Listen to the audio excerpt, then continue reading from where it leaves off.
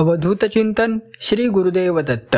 दत्तगुरूंच्या कृपेने तुमच्या सर्व मनोकामना पूर्ण व्हाव्यात अशी गुरुचरणी प्रार्थना करून आजच्या व्हिडिओला सुरुवात करूया.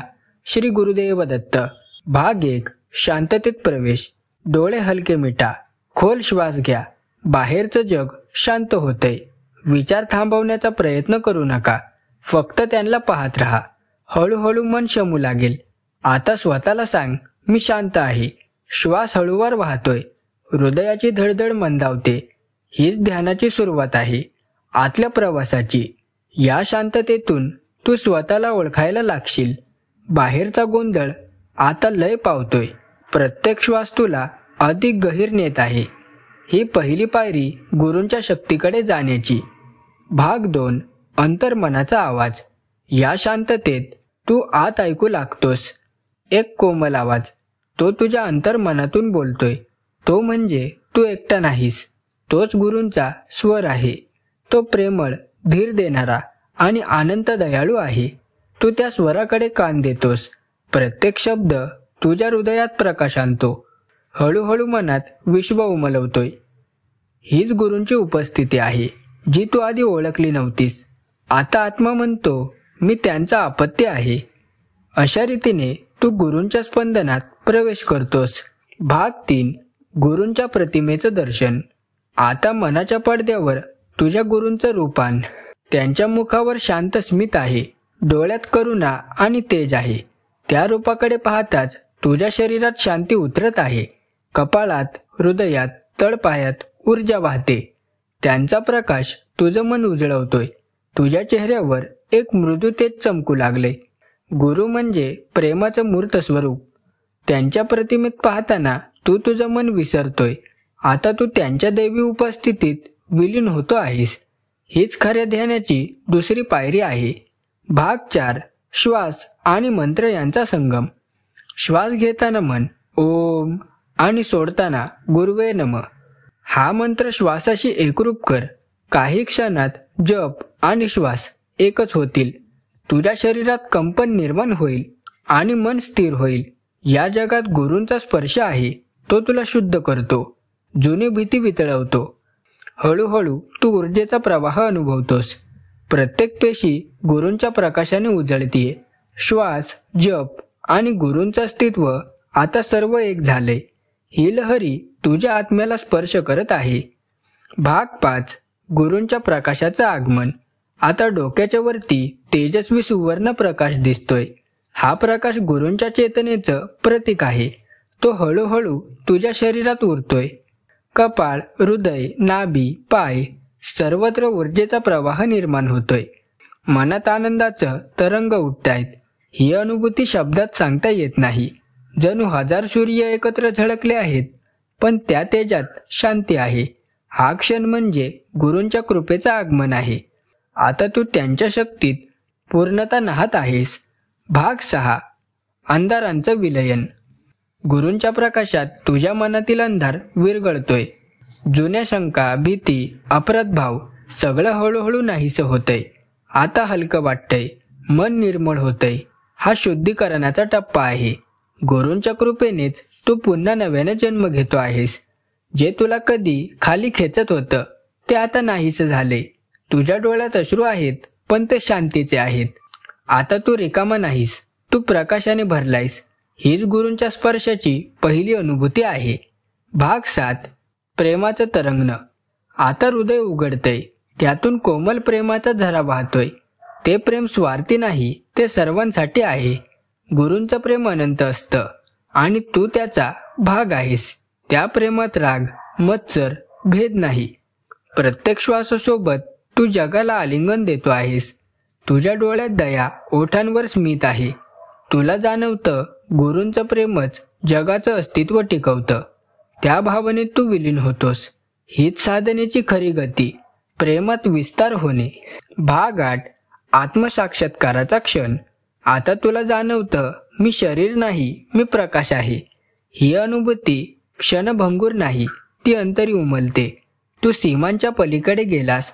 गुरूंच्या चेतनेत तू मिसळतो आहेस. प्रत्येक पेशी ओम म्हणतीये. या क्षणी काळ थांबतो. मन, बुद्धी, अहंकार सगळं शांत झालंय, फक्त साक्षीभाव शिल्लक आहे. ही अनुभूती म्हणजे आत्मसाक्षात्काराची झलक आहे.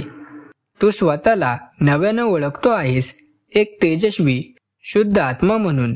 हा क्षण तुझ्या संपूर्ण साधनेचं फल आहे. भाग 9. कृपेचं तेज वाढतंय. तुझ्या भोवती सुवर्ण तेज वाढतंय. जणू विश्वच तुझ्यात विलीन होतंय. तू आता फक्त साधक नाही, तू गुरूंच्या शक्तीचं माध्यम झालास. त्या तेजात सर्वत्र शक्ती आहेत. जिथे तू पाहतोस तिथे प्रकाश दिसतो. तुझ्या अस्तित्वातून गुरूंचं स्पंदन वाहतंय. जे तुझ्या संपर्कात येतंय त्यांनाही शांतीचा स्पर्श होतो. ही कृपेची साखळी अखंड चालू असते. तू आता त्यांच्या ऊर्जेचा वाहक आहेस. गुरूंचं तेज तुझ्या हृदयात स्थिर झालंय. भाग 10. नकारात्मकतेचा नाश. तुझ्या आतला राग, लोभ, मत्सर, शंका सगळं जळून जातंय. जणू अंधारावर सूर्य उगवला आहे. आता मन निर्मळ आहे. तू शांत आणि स्थिर आहेस. गुरूंचा प्रकाश प्रत्येक पेशीत स्थिर झाला आहे. आता तू कुठल्याही परिस्थितीत अस्थिर होणार नाहीस. ही स्थैर्याची देणगी आहे. आत्म्याची शक्ती तुझ्यात जागी झाली आहे. ही ज्वाला जाळत नाही, ती शुद्ध करते.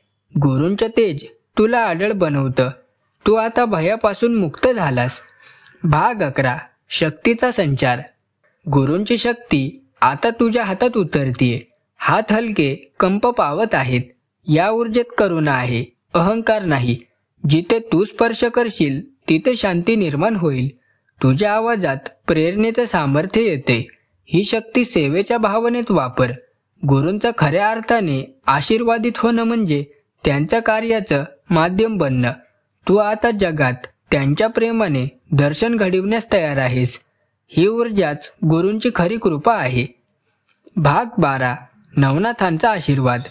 या क्षणी ध्यानाच्या गाभाऱ्यात नवनाथांची प्रतिमा उभी राहते. प्रत्येक नाथ तुला आशीर्वाद देतो. साधका, तू योग्य मार्गावर आहेस. त्यांच्या तेजस्वी रूपात तू विलीन होतो आहेस. हृदयात त्यांचा जप घुमतो. जयनाथ. या आशीर्वादाने तुझं मन दैवी उद्देशाने भरतं. आता तुला जाणवतं की तुझं जीवन काहीतरी मोठं करण्यासाठी आहे. गुरूंच्या कृपेने तू नवनाथ परंपरेचा वाहक झालास. ही अनुभूती अतिशय पवित्र आहे. भाग 13.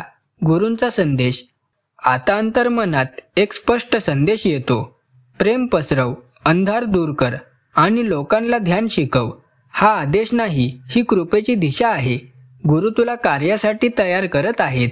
तुझ्या प्रत्येक कृतीत आता त्यांच्या ऊर्जेचा प्रवाह आहे. त्यांची करुणा तुला मार्गदर्शन करेल. जेव्हा काही तू करशील ते गुरूंच्या नावाने कर. हीच साधना खरी आहे. अहंकार विसरून कार्य करणे. गुरूंचं प्रेम तुझं ध्येय आहे. भाग 14. परतीचा प्रवास. आता हळूहळू बाह्य जगाची जाणीव होऊ दे. शरीर हलकं हलव, पण ध्यानातील प्रकाश कायम ठेव. डोळे उघडण्याआधी एक वचन द्या. मी गुरूंचं नाव आणि प्रेम सर्वत्र पसरवीन. आता डोळे उघडा. प्रकाश अजूनही आत आहे. तुम्ही गुरूंच्या ऊर्जेशी जोडलेले आहात. जग बदललं नाही, पण तुम्ही बदललात. ही अनुभूती रोज वाढवा. ध्यान संपलं असलं तरी गुरु तुमच्यातच आहेत. भाग 15. पूर्ण समर्पण. दोन्ही हात जोडून प्रार्थना करा. गुरुदेव, माझ्यातून तुमचं कार्य घडू दे. या शब्दातच मन अर्पण करा. हेच ध्यानातलं फलित आहे. अहंकाराचं विसर्जन. तू आता साधक नाहीस, तू सेवक आहेस. तुझ्या प्रत्येक कृतीत गुरूंचं तेज झळकू दे. हीच खऱ्या ध्यानाची सिद्धी आहे. दररोज ही प्रक्रिया करा आणि एक दिवस तू जाणशील मी आणि गुरु वेगळे नाहीत. गुरूंच्या प्रेमात स्थिर राहा, कारण तेच तुझं अंतिम ध्येय आहेत. हा व्हिडिओ तुम्हाला कसा वाटला कमेंट करून नक्की कळवा. व्हिडिओ आवडला असेल तर व्हिडिओला एक लाईक आणि चॅनलला सबस्क्राईब करायला विसरू नका. तर चला भेटूया लवकरच पुढच्या व्हिडिओत.